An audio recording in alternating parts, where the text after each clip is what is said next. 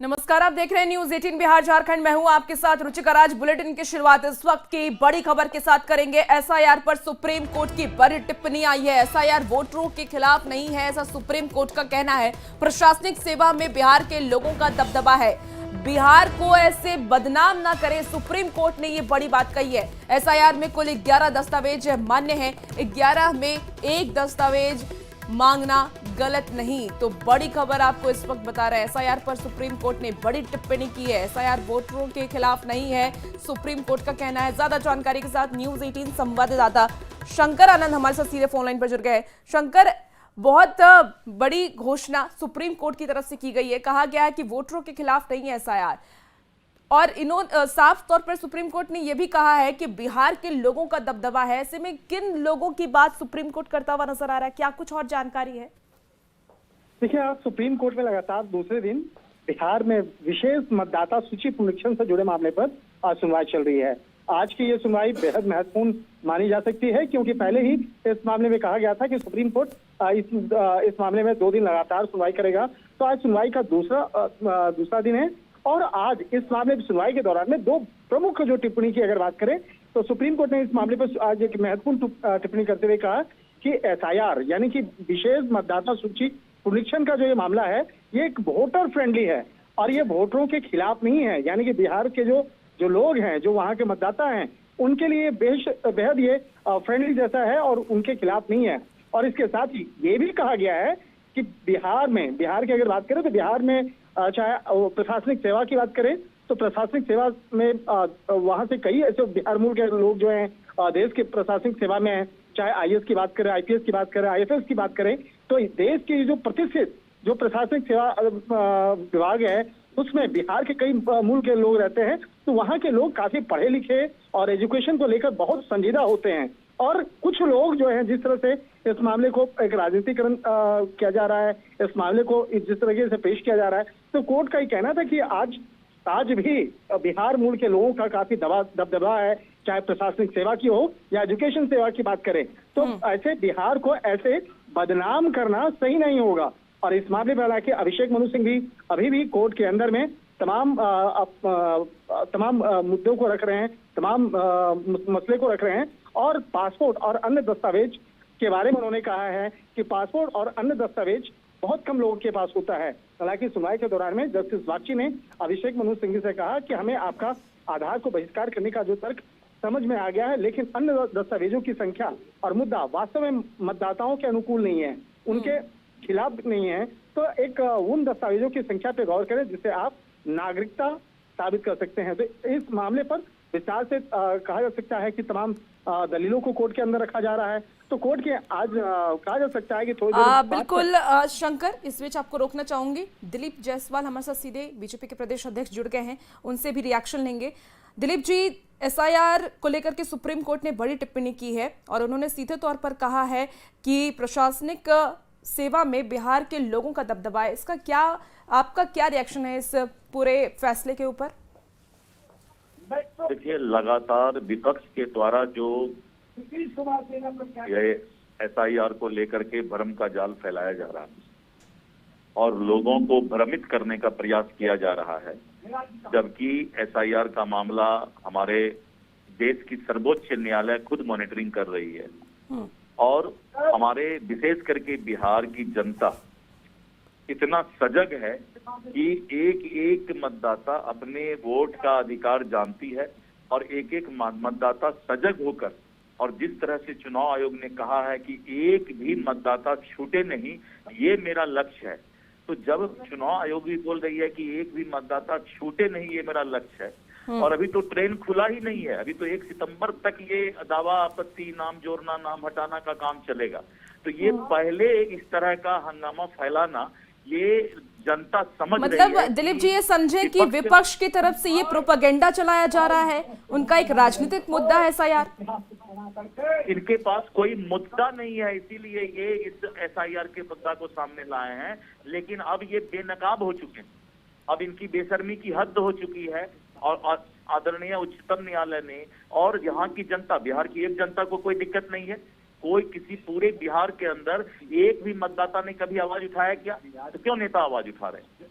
सभी मतदाता जो हैं बोल रहे हैं कि भाई अभी 1 सितंबर तक हमको दावा आपत्ति, नाम जोड़ना, नाम हटाना पूरा समय मिला हुआ है। और रोज अखबार में, टीवी में बड़ा बड़ा चुनाव आयोग के द्वारा निकल रहा है कि एक भी मतदाता छूटेगा नहीं। बिल्कुल बिल्कुल दिलीप जी, हमारे साथ जेडीयू से प्रवक्ता अभिषेक झा भी जुड़ गए हैं, उनसे भी एक बार रिएक्शन ले लेते हैं।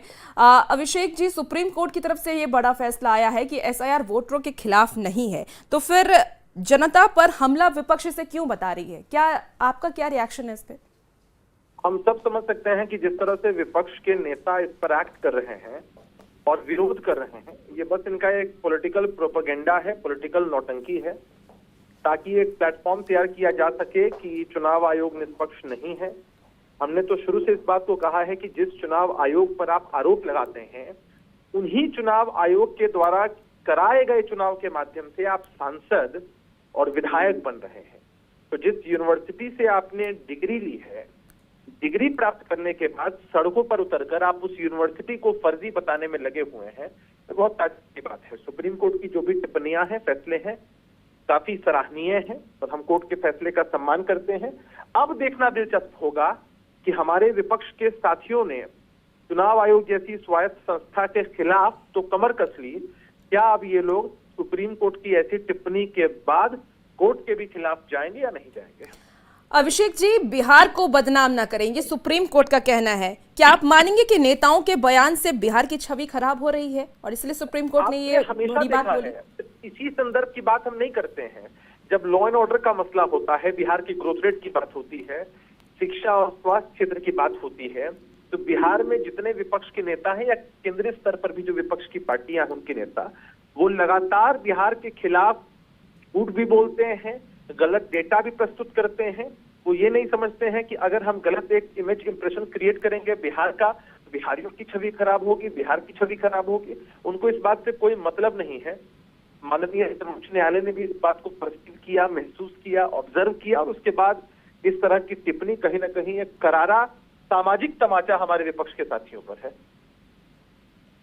तो ये समझा जाए कि एसआईआर का जो ये मुद्दा विपक्ष की तरफ से उठाया जा रहा था, उनकी एक गलत फहमी थी, ये वोटरों के सपोर्ट में ही है? एकदम है। लोकतांत्रिक प्रक्रिया में ऐसा होता ही है कि जो लोग मृत हो चुके हैं, विस्थापित हो चुके हैं या एक से अधिक जगहों पर मतदाता के रूप में रजिस्टर्ड हैं, तो भाई उनका नाम तो हटना ही है, उनका नाम जुड़ना ही है। ये इंटेंसिव रिवीजन चलता रहता है। तो ये तो सबके पक्ष में होना चाहिए। जहां त्रुटियां, कमियां, गड़बड़ियां हैं, वहां सबको मिलकर जानकारी देना चाहिए। हम तो इस मामले में विपक्ष के साथियों के साथ है कि आपके पास कोई मामला है या कोई जानकारी है तो बताइए, हम उससे हिसाब से एक्ट करेंगे। आज सुबह भी तेजस्वी यादव ने प्रेस कॉन्फ्रेंस किया था, उसमें भी वो यही आरोप लगाते हुए नजर आ रहे थे कि इलेक्शन कमीशन सरकार के इशारों पर चल रहा है और वोटरों के नाम काटे जा रहे हैं।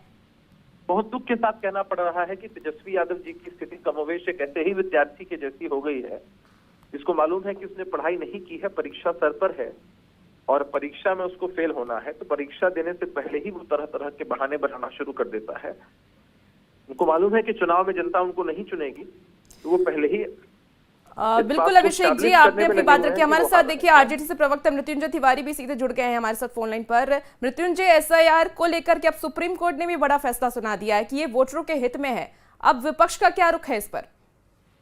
देखिए, एसआईआर पर तो कभी भी हमारे गठबंधन, हमारे नेता श्री तेजस्वी यादव जी, इन्होंने, हम लोगों ने सवाल ही नहीं खड़े किए थे।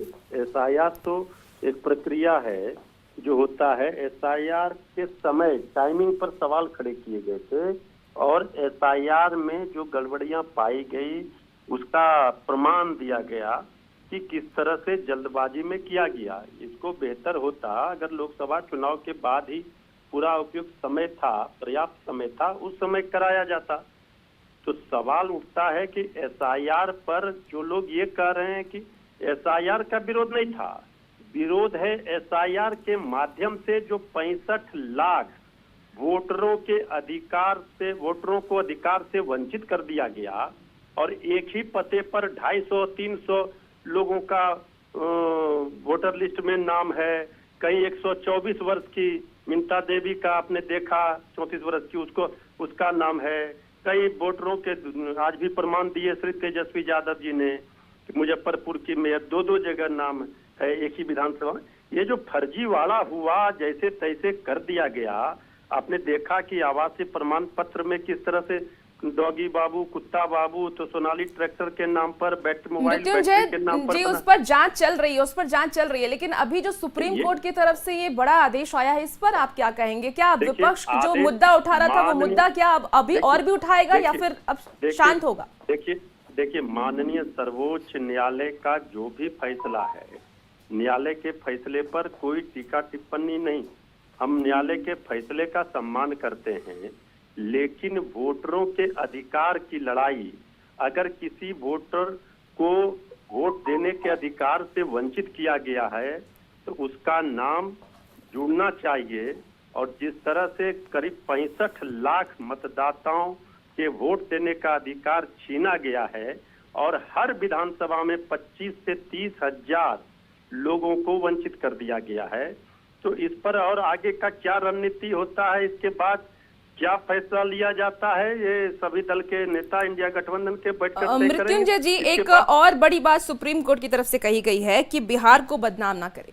समझा जाए कि विपक्ष की तरफ से जिस तरीके से आरोप बार बार इलेक्शन कमीशन पर लगाए जा रहे थे, सरकार पर लगाए जा रहे थे, इसी को लेकर ये टिप्पणी है। देखिए, बिहार को बदनाम करने वाले तो एनडीए में लोग हैं। बिहार आज शर्मसार और बदनाम क्यों हो रहा है, आप देख रहे हैं किस तरह से हर 2 दिन पर पुल गिर रहे हैं, पुलिया गिर रहे हैं। तो कहीं जो है महिला के साथ कल बेतिया में क्या कर रहा था, 2 पुलिसकर्मी किस तरह से बर्ताव कर रहा था, अस्पताल में घुसकर गोली मारा जा रहा है।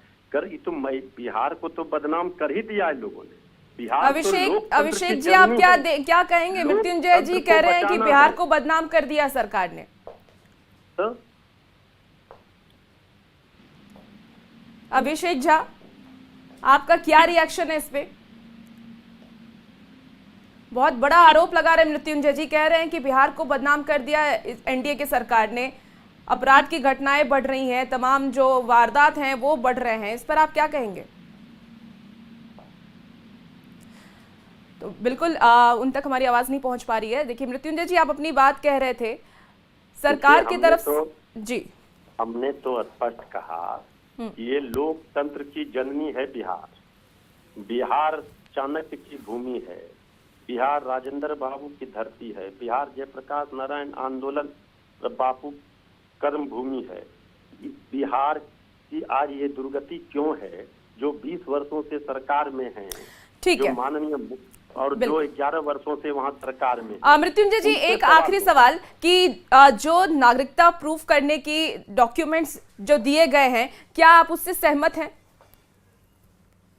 आप सब लोगों को पता है कि बिहार में 90% से भी ज्यादा, 90% से ज्यादा लोग आधार कार्ड को रखते हैं पहचान के लिए। अब पासपोर्ट और मान लीजिए बिल्कुल ठीक है मृत्युंजय जी, आप हमारे साथ बने, बहुत शुक्रिया इसके लिए।